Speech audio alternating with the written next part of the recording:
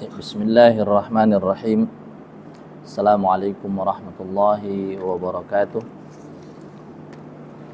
Alhamdulillah adada khalqihi wa ridha nafsihi wa zinata arshihi wa midada kalimatihi. Ashhadu an la ilaha illallah wa ashhadu anna Muhammadan abduhu wa rasuluh. Allahumma salli ala sayyidina Muhammad wa ala alihi wa ashabihi ajma'in. Qala subhanaka la ilma lana illa ma 'allamtana innaka antal alimul hakim. Allahumma iftah alaina hikmataka wanshur alaina min khazaini rahmatika ya arhamar rahimin. Rabbi zidna ilma warzuqna fahma. Amin amin ya rabbal alamin. Tuan-tuan jemaah salat subuh yang dimuliakan oleh Allah Subhanahu wa taala.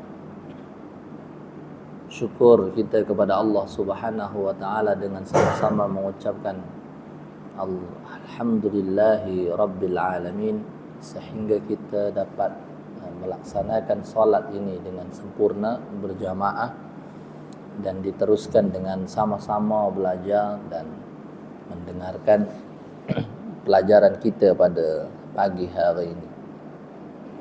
Salawat dan salam kepada Nabi besar Muhammad sallallahu alaihi wasallam dengan sama-sama mengucapkan Allahumma salli ala sayyidina Muhammad wa ala ali sayyidina Muhammad. Tuan-tuan yang dimuliakan oleh Allah Subhanahu wa taala, pada pagi hari ini kita akan sambung belajar kita sama-sama dalam kitab Bulughul Maram. Kita masuk pada hadis yang setelahnya. Wa an Ibni Abbas qala, hadis ini diriwayatkan daripada Ibnu Abbas. Kuntu khalfan Nabi sallallahu alaihi wasallam yawman faqala ya ghulam ihfazillaha yahfazka ihfazillaha tajidhu tujahaka wa idza sa'alta fas'alillah wa idza ista'anta fasta'in billah. Rawahu at-Tirmidzi wa qala hasanun sahih. Hadis ini diriwayatkan daripada Ibnu Abbas, dan hadis ini adalah hadisun hasan sahih. Yang meriwayatkannya adalah Al-Imam At-Tirmidzi.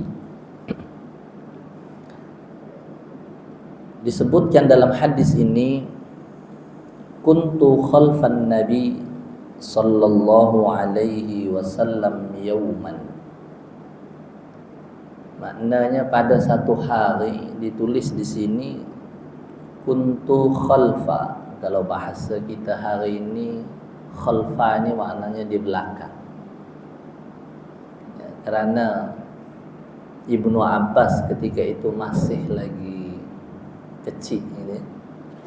Jadi kalau khalfa bahasa kita hari ini, kalau kita sedang berjalan, ibaratnya kalau kita naik kereta, mungkin anak kepada saudara kita itu ada di bahagian kereta, bahagian belakang.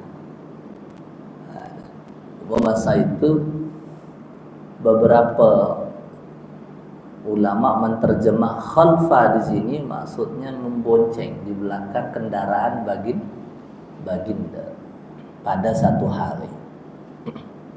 Faqala, maka baginda bersabda sambil mengajarkan Ibnu Abbas, Ya ghulam. Ya. Ini kata panggilan apa namanya? Untuk budak-budak gitu ya. Ya ghulam. Dalam hadis yang lain disebutnya ghulaim. Ya. Dia gunakan bahasa untuk mesra, budak-budak. Kita hari ini punya banyak panggilan kepada anak-anak. Ya, zaman itu ya ghulam. Di dalam hadis yang ditulis dalam kitab Bulughul Maram hanya sampai ya ghulam sahaja. Walaupun di dalam syarahannya ya, di dalam kitab ya Subulus Salam ya, Syarhu Bulughil Maram. Nah, itu diletakkan beberapa riwayat yang ada bahwa setelah kalimat ya ghulam dalam riwayat yang lain disebutkan inni u'allimuka kalimatin ya, saya akan mengajarkan kepada awak beberapa kalimat. Nah, ini ajaran baginda. Maka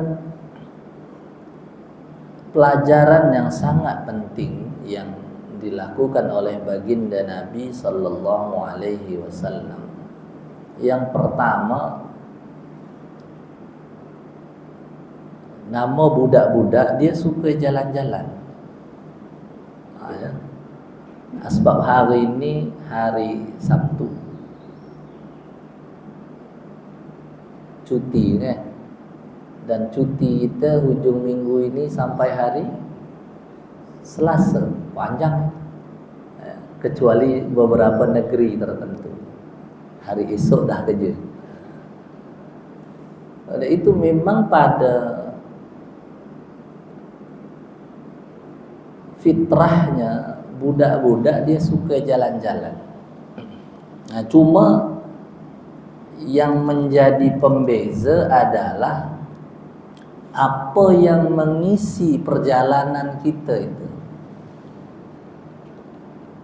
Baginda Nabi bersama Ibnu Abbas, karena disebutkan oleh Ibnu Abbas, kuntu khalfan Nabi, saya dibawa oleh baginda, dibonceng, dibawa di kendaraannya di belakang Nabi.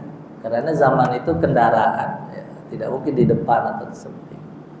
Sebab kalau hari ini kita bawa kereta, boleh kita letak sebelah kita. Nah, pertama maknanya ya budak-budak dia suka dalam perjalanan. Yang kedua adalah bahwa baginda di dalam perjalanannya melakukan satu pengajaran, interaksi yang positif, bersembang. Maknanya ketika baginda Nabi mengatakan ya ghulam, berarti maknanya dia tanya dengan orang sebelahnya, dia duduk dengan siapa. Dan ketika dalam riwayat hadis ini maknanya dengan Ibnu Abbas.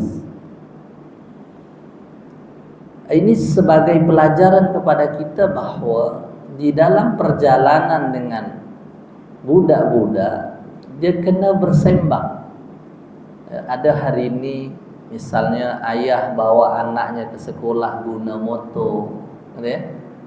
Dia tanya, adik dah hafal surah ni ke? Sudah. Ya. Lalu cuba ayah dengarkan. Nah, cuma mungkin kita hari ini asbab handphone ni sangat mengganggu kita, sehingga mungkin kita akan dengar dan kita live-kan macam-macam. Kita dengar ada akhbar, ada radio, ada macam-macam. Dan kita meninggalkan perbincangan kita dengan orang yang bersama kita.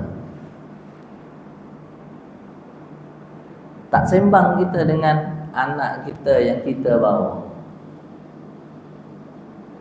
Maka kalau tak silap ingat, pada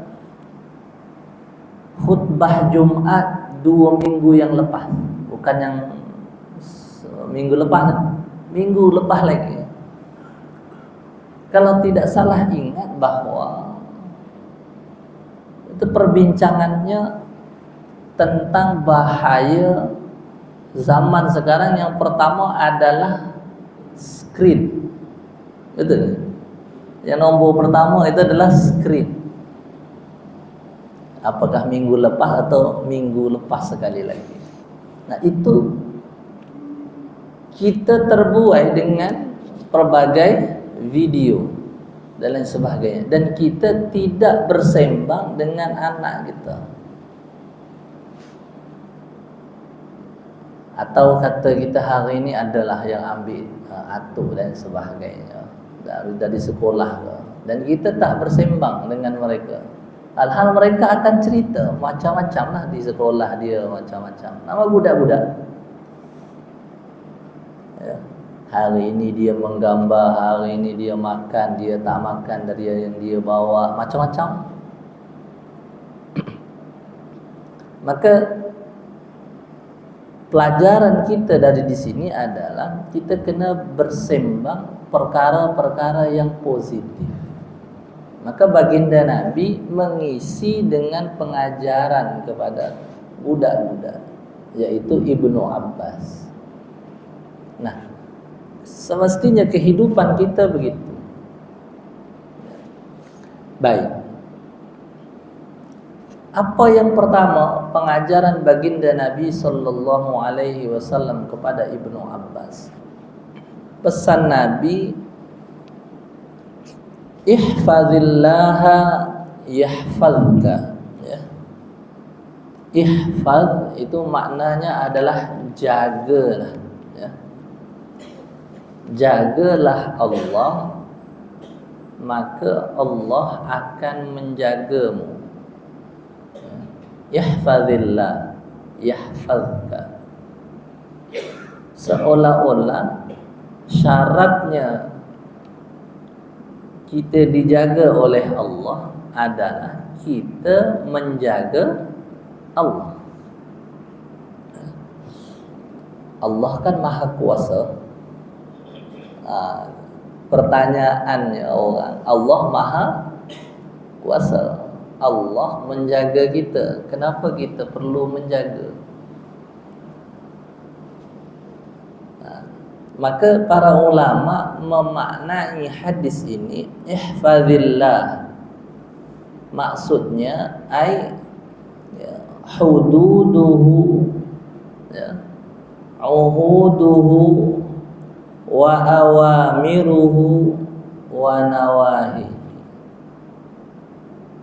Maknanya yang dimaksud dengan ihfazillah, jagalah Allah, adalah menjaga hak Allah atau hudud Allah,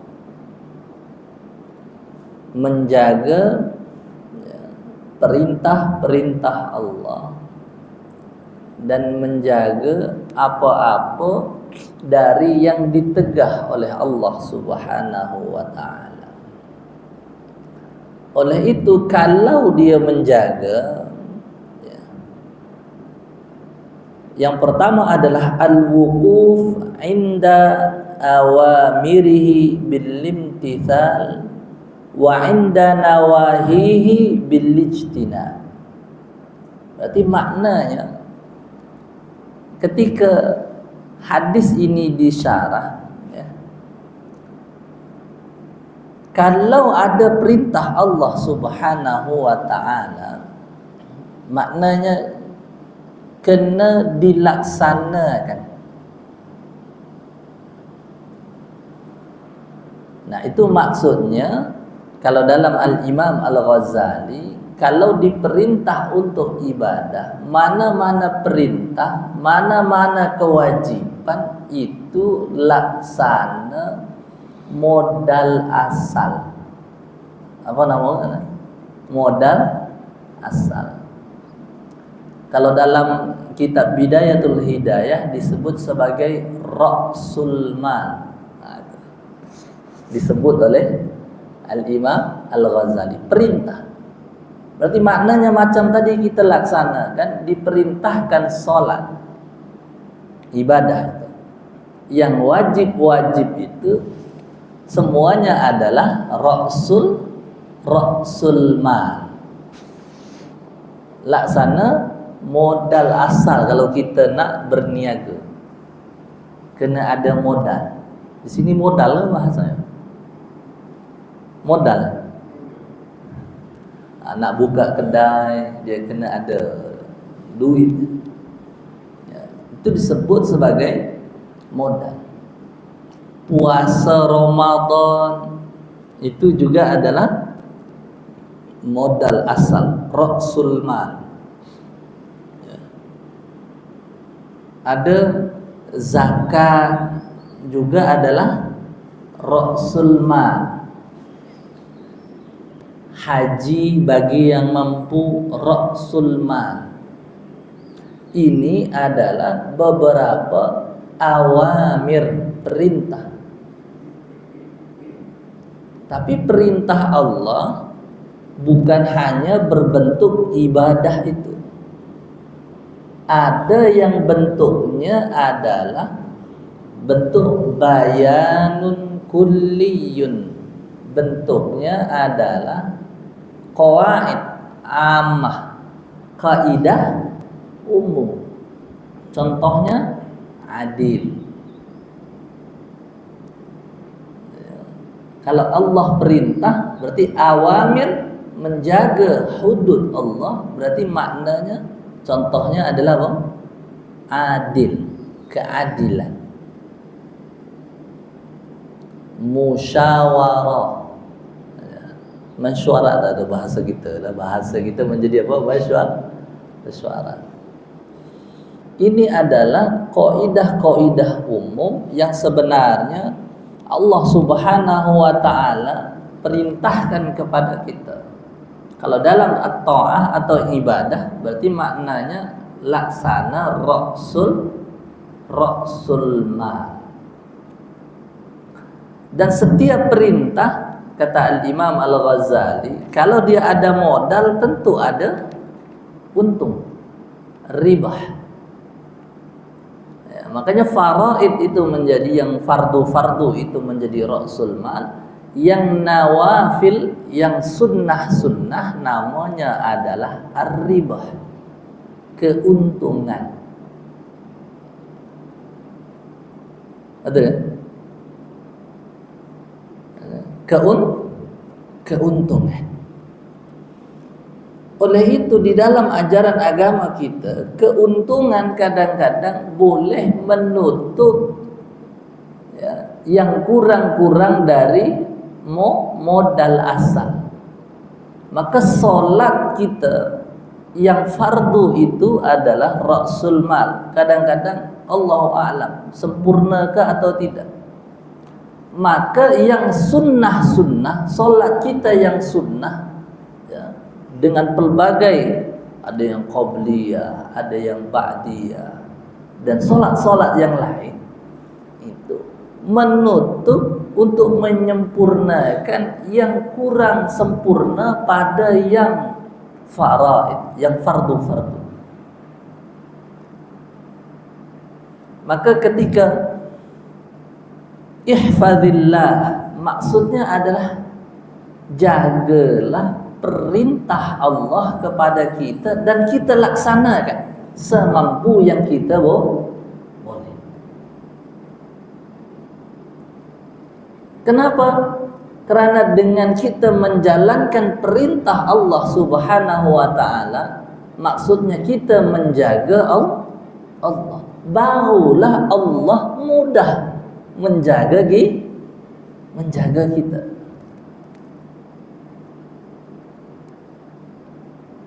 Maka kata baginda Nabi, jagalah Allah, jagalah fardu-fardu yang diperintahkan, tinggalkanlah larangan-larangan yang Allah beri. Jika fardu yang diperintahkan dan kita kerjakan, dan larangan-larangan Allah diminta kita untuk menghindarkannya, lalu kita tinggalkan, Allah akan jaga kita.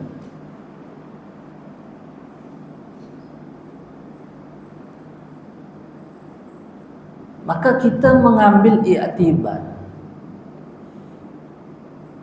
Jika terjadi masalah tertentu dan seolah-olah jauh sekali pertolongan Allah, mungkin tak kalau sebenarnya kita sedang tidak menjaga Allah tadi?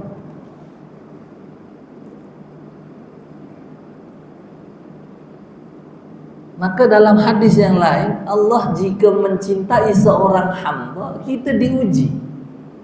Kenapa? Dah terlalu lama mulut kita berucap perkara-perkara yang tak baik.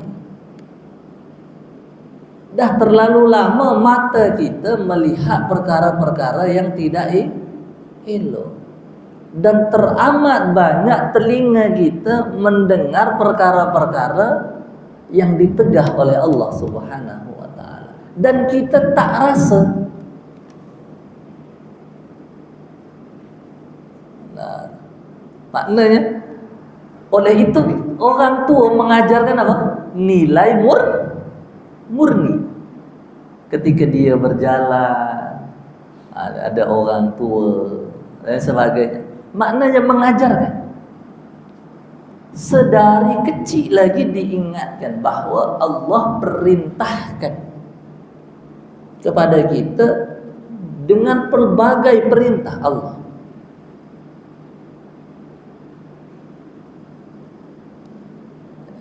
Kadang-kadang ada orang yang menghadapi masalah lalu dia baca Quran. Betul. Bismillahirrahmanirrahim. Risau, duduk gitu. Apa benda? Kenapa dia menghadapi itu? Kalau berdasarkan hadis ini, ihfazillah, jagalah perintah-perintah Allah. Baca Quran diperintahkan. Bersedekah, betul, diperintahkan. Berkata yang baik diperintahkan. Masalahnya pada kita, sehingga datang ujian daripada Allah Subhanahu wa taala, kita tak bersedia. Kalau semua perintah tadi kita kerjakan dan tegahan Allah Subhanahu wa taala kita tinggalkan, ketika datang sesuatu yang menimpa kita, Allah yahfazkan, Allah jaga kita. Lalu kenapa kita marah? Karena kebiasaan kita memang, ya Ustaz, emosional lah Ustaz. Emosi. Ketika emosi itu menguasai kita lalu keluar perkara-perkara yang buruk dari ucapan kita, maknanya kita tak berusaha menjaga dengan maksimal. Tadi yang diajarkan oleh baginda, ihfazillah, jagalah Allah. Maknanya perintah Allah ucapkan yang baik. Allah jaga kita. Jaga apa? Dari berkata yang buruk. Maka diminta kita untuk berzikir, Astaghfirullahaladzim, Astaghfirullahaladzim, Astaghfirullahaladzim. Ketika kita menimpa, marah mempengaruhi kita, kita diminta untuk apa? Jaga Allah. Maknanya untuk mengingat Allah semula. Kenapa? Allah jaga kita.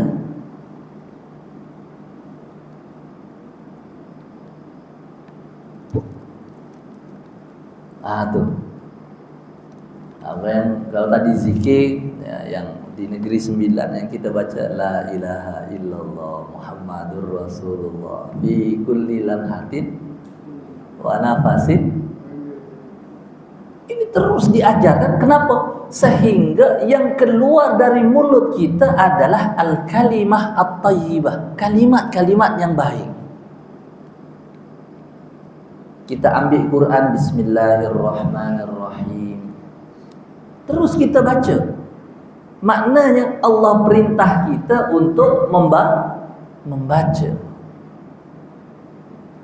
Berarti maknanya kita boleh mengambil iktibar quote. Ada quote tadi ya. Quote. Kerana kita teramat jauh dari menjaga perintah-perintah Allah, ketika ada ujian menimpa kita, tidak segera ditolong kita oleh Allah Subhanahu wa taala. Maka ini yang perlu kita tanamkan kepada anak kita semua, bahawa jaga perintah Allah. Ya, kalau baby kan masih muda-muda, dia bertanya apa perintah Allah. Dia baca Quran. Oh ya. Gitu. Dia seronok. Nah, masalahnya ketika kita jalan, kita macam-macam yang kita di dalam handphone. Kebalik sahaja, dia langsung naik je kereta kita, ni handphone. Dah diamlah, ayah nak jalan dulu bawa kereta.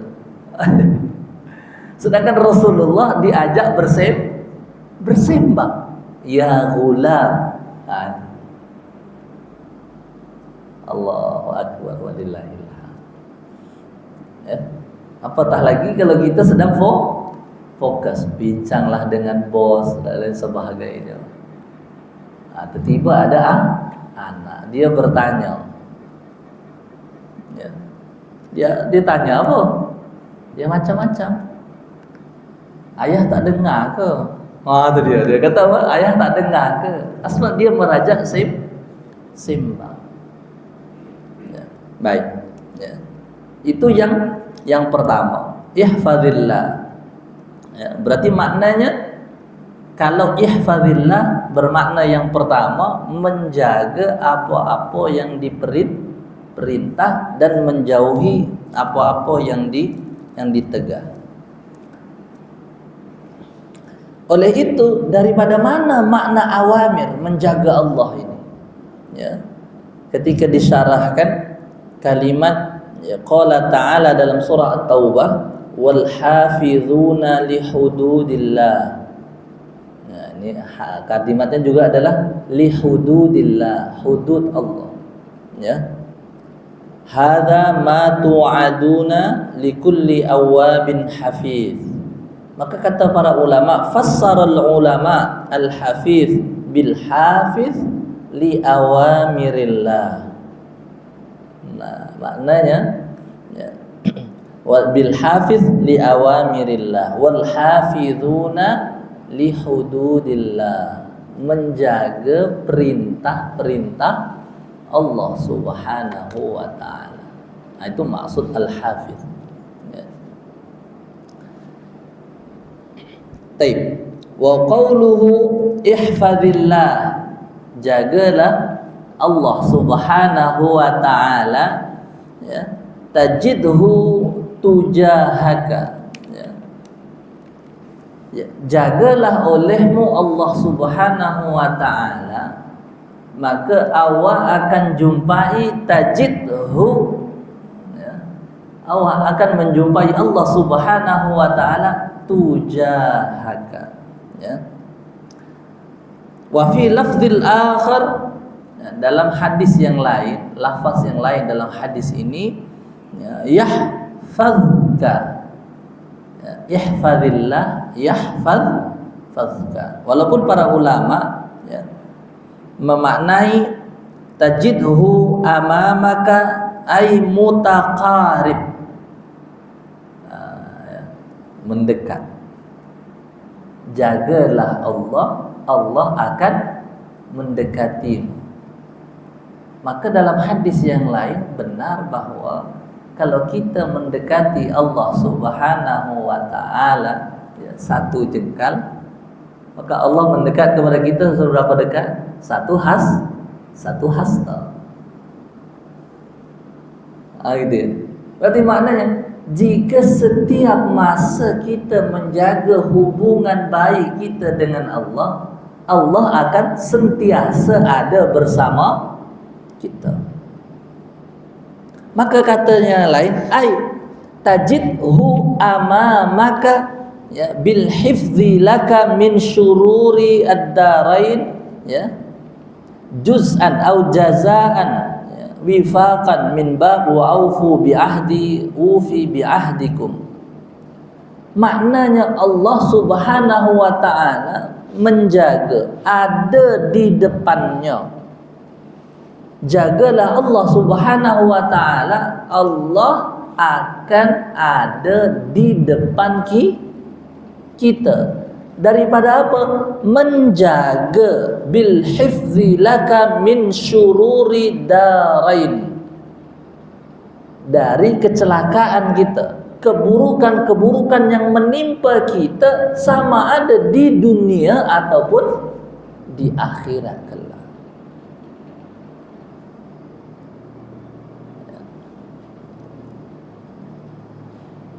Yahfazuhu fi dunyahu an ghasyani adz-dzunub.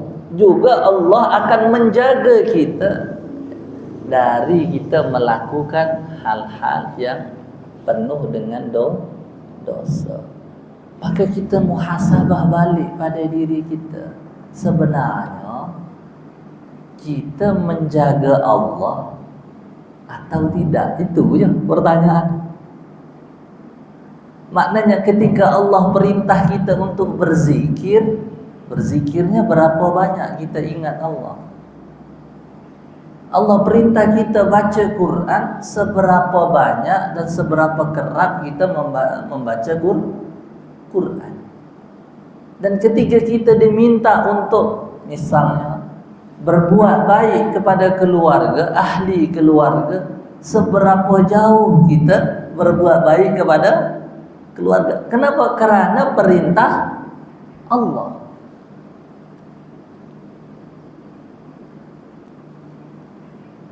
Nah, tiba-tiba ketika kita ditimpa satu masalah, jangan sampai kita menyalahkan Allah. Ternyata kitalah yang tidak menjaga.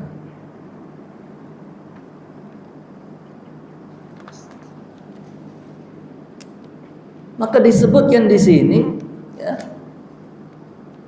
ihfazillah, jagalah perintah Allah, hukum hakam Allah, sama ada yang diperintah ataupun ditegah untuk ditinggalkan. Maka seolah-olah jika sesuatu berlaku kepada kita, Allah ada di dekat kita, maka menjaga kita. Maka kalau kita terasa tidak terjaga, kita tanda kutip jarang menjaga. Masih kot ni. Ya. Kalau apa beza ke dan kot? Itu dia. Kalau ke mungkin masih ada. Tapi kalau kot, itu ya, syak atau macam mana? Ya. Kalau ke itu masih ada zon ya mungkin ya. Ke, iya ke, itu masih ada zon. Benar salah itu. Tapi kalau kot itu sudah syak ya. Dah syak sekali ya. Kot tadi. Oleh itu kita bermuhasabah pada diri kita masing-masing. Nastaghfirullahal azim min qaulin bila amalin. Maka kita sama-sama watawasau bil haqqi watawasau bis sabr. Ya.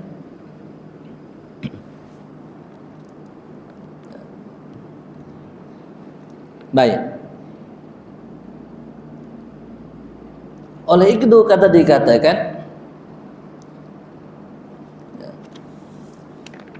dalam hadisnya setelahnya, wa idza sa'alta ya, fas'alillah ya. Wa idza sta'anta fasta'in billah ya. Disebutkan di sini bahwa jika kita memohon sesuatu, mohonlah terlebih dahulu kepada Allah. Mengadulah terlebih dahulu kepada Allah. Wa idza sa'alta, apa sahaja, maknanya dalam setiap langkah kita melibatkan Allah Subhanahu wa ta'ala. Contoh, ya, kita nak ada program besar, ada ya? Nak ada program besar, ya, di tempat saya biasanya banyaklah ada majlis khitan anak, ada majlis kahwin, ada banyak majlis. Maka sahibul hajah, orang yang punya hajat, dia akan cuba solat, mohon kepada Allah, ya Allah, mudah-mudahan program ini sukses, ya, sukses. Zikirnya semakin banyak. Saya jumpa dengan seorang kawan, ya, beliau Allah yarham, ya, dia ambil PhD di UIE, ya, namanya Allah yarham Subhan, ya, dia ambil ekonomi. Dia adalah pegawai kerajaan di Indonesia, dan kalau dikata apa namanya sebagai tim, ya, kalau Indonesia itu punya tim ekonomi, dia adalah tim 8. Tapi mungkin orang tak banyak tahu. Ketika itu kita ada program kerjasama pelajar Indonesia dengan pelajar Malaysia, ya. Kita adakan program di UKM. Nah, jemputlah oleh UKM, jemput Persatuan Pelajar Indonesia se-Malaysia. Nah, programnya di UKM. Ketika program itu berjalan, ya, saya satu bilik dengan dia. Solatnya semakin banyak. Saya kata, jom, program dah nak bermula ni, dalam 15 minit lagi. Ya. Dia kata, jalanlah dulu. Jalan dulu. Dia masih nak solat 2 rakaat. Oh ya, saya tunggulah sekejap, saya kata. Saya tunggu. Setelah saya tunggu, selepas solat, zikirnya semakin lama. Subhanallah, subhanallah. Dia bawa mana? Apa namanya? Ke mana sahaja dia pergi. Saya kata, ya, program dah selesai ni, nak habis, nak mula dah ni. Jom, pergi. Apa dia kata kepada saya? Semakin besar sebuah program, kita yang bertanggungjawab. Sebab saya ketua, dia ketua, kan ada 3 ketua. Semakin besar sebuah program, kita sebagai ketua semestinya semakin memohon dan mendekatkan diri kepada Allah. Kenapa? Tolaban, memohon kepada Allah untuk apa? Untuk kita dijaga program kita, keberkatannya, kemudahannya, kesuksesan program itu dijaga. Maka kalau mohon, mohonlah kepada Allah. Kita bertanya, ini sudah sedia apa belum, ini sedia atau belum, ini sedia atau belum. Itu bahagian dari kerjaya kita menjaga sebuah program. Tapi maknanya kita yang sebagai ketua, dia kata kita, sebab dia ketua, saya ketua, ada satu lagi ketua yang lain. Semestinya semakin besar tanggung jawab dan sebuah program, maka kita semakin dekat dengan Allah Subhanahu wa ta'ala untuk kesuksesan program tersebut. Makanya di dalam Islam, level pemimpin itu mujtahid semestinya.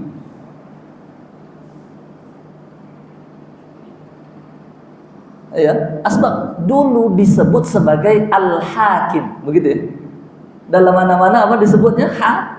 Hakim. Kenapa? Hakimlah yang semestinya paling dekat dengan Allah Subhanahu wa taala. Allah. Maka pelajaran untuk kita, ya, wa idza sa'alta fas'alillah. Dahulukan mohon kepada Allah. Menjaga yang di bawah itu bahagian dari proses kita menjaga. Tapi maknanya saya ketika ada di dalam hotel itu, maknanya ada rumah begitu yang disediakan oleh UKM, tersentak. Oh, iya juga. Semestinya kitalah yang paling dekat dengan Allah Subhanahu wa taala, dan kitalah yang paling kuat memohon kepada Allah Subhanahu wa taala. Dah masuk syuruk dah ni. Ya. Habis dah. Yang terakhir, ya. Wa idza sta'anta fasta'in billah. Kata dalam syarah ini, ya, seperti mana ma'khudun min qawlihi wa iyyaka nasta'in, dan kita baca dalam surah Al-Fatihah, ya. Maksudnya, ya, ya, nufriduka bil isti'anah, ya, kita memohon, ya, hanya kepada Allah Subhanahu wa ta'ala. Memohon pertolongan hanya wa iyyaka nasta'in, ya. Oleh itu disebutkan di sini wa fi ifradihi ta'ala bil isti'anah faidatani, setidaknya ada 2 faidah. Yang pertama, ya, annal 'abda ajizun 'anil istiqlal bi nafsihi fit ta'at. Nyatanya dalam ketaatan kita ini lemah. Dalam ketaatan kita ini lemah. Baru kita nak dirikan solat, ceting, ada notification, gitu ya. Notification apa? Allah, macam-macam notification, ya. Ada yang kalian bunyinya Shopee, ada gitu ya. Ini ada offer baru ke? Sehingga ibadah kita, dalam ketaatan kita, ternyata kita lemah. Maka di sini ada annal 'abda 'ajiz 'anil istiqlal bi nafsihi fit ta'at. Dalam ketaatan saja kita lemah. Mohonlah pertolongan sentiasa kepada Allah. Yang kedua, annahu la mu'ina lahu ala masalih dinihi wa dunyahu illa Allah azza wa jalla. Ya. Faman a'anahu Allah. Ya. Oleh itu ternyata sepertinya, ya, kita sentiasa berusaha, ya, mengerjakan apa-apa yang bermanfaat. Apa yang bermanfaat? Zikir kepada Allah, membaca Quran. Kita ulang semula, balik semula. Lalu apa? Wasta'in billah. Mohonlah pertolongan kepada Allah, sehingga seperti mana yang kita baca, Allahumma a'inni ala zikrika wa syukrika wa husni ibadati. Itu saja kita masih mohon pertolongan. Maka sentiasa biasanya imam selepas salat, Allahumma a'inna ala zikrika wa syukrika wa husni ibadati. Kenapa? Dalam ketaatan saja kita lemah dan kita tak mampu. Maka kita perlu membaca doa. Ya. Oleh itu disebut juga, ya, Nabi Yaqub fis sabr, ya, sabar kepada apa-apa yang ditentukan. Wallahul musta'an ala ma tasifun. Kalimatnya musta'an. Allahul musta'an, yang menolong kita. Ya, maka iyyaka na'budu wa iyyaka nasta'in, sehingga dalam perkara-perkara at-ta'at Allah juga jaga kita. Baik, ya, masa dah 7. Habis dah. Ya, dah masuk waktu syuruh, insya-Allah. Saya rasa cukup insya-Allah. Maka sama-sama kita bermuhasabah pada diri kita masing-masing. Astaghfirullahalazim min qaulin bila amalin. Kenapa? Maknanya kita cuba sedaya upaya, ya, menjaga apa-apa yang Allah perintahkan kepada kita, berucap dengan yang baik-baik, ya, menghormati ibu bapa kita, banyak menghormati jiran kita, kerana itu juga adalah perintah. Menghormati yang lebih tua. Mudah-mudahan, ya, dengan begitu, ya, maknanya penjagaan Allah yahfazka itu segera kepada kita. Ya. Nastaghfirullahalazim min qaulin bila amalin. Mudah-mudahan, ya, bacaan hadis ini, walaupun sudah banyak dalam syarahan bentuk yang berbeza, mudah-mudahan ada manfaatnya, ya. Mohon maaf atas segala kekurangan. Usikum wa iyaya nafsi bitaqwallah, ya. Assalamualaikum warahmatullahi wabarakatuh. Subhanakallahumma wa bihamdika asyhadu an la ilaha illa anta astaghfiruka wa atubu ilaik. Bismillahirrahmanirrahim. Wal 'asr. Innal insana lafi khusr illa alladhina amanu wa 'amilus shalihat wa tawasaw bil haqq wa tawasaw bis sabr. Terima kasih. Assalamualaikum warahmatullahi wabarakatuh.